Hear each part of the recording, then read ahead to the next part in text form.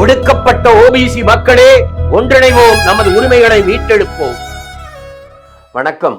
தமிழகத்தில் இன்றைய சூழ்நிலையில் பிசி மற்றும் எம்பிசி மக்களின் நிலை பற்றி உங்களிடம் விளக்க இருக்கிறேன்.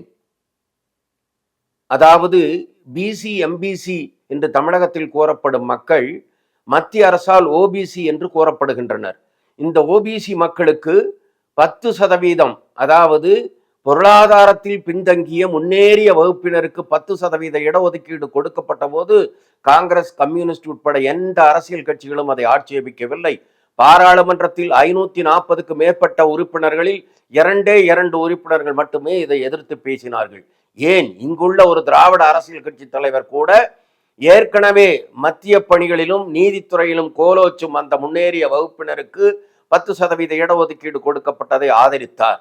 அதிலும் மேலும் கொடுமை என்னவென்றால், 105வது அரசியலமைப்பு சட்ட சீர்திருத்தத்தின்படி, அதாவது 105 அமெண்ட்மெண்டின் படி மாநில அரசு தான் அந்தந்த மாநிலத்தில் பிசி எம்பிசி லிஸ்டை இறுதி செய்ய வேண்டும்.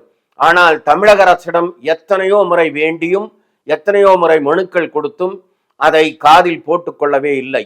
இதைவிட கொடுமை என்னவென்றால், இந்த பிசி எம்பிசி மக்களுக்குரிய கல்வித்தொகை, கல்வி உதவித்தொகை, கல்வி அட்மிஷன்கள், அவர்கள் வெளிநாடு சென்று படிக்க உதவி, தொழில் செய்ய உதவி ஆகிய எதிலும் பாராபட்சமான மனோநிலையை இன்று நிலவி வருகிறது. இதை அனைத்து மக்களும் புள்ளி விவரங்களுடன் எமது வெப்சைட் obcrights.org பார்த்து புரிந்து கொள்ள வேண்டும். நன்றி, வணக்கம்.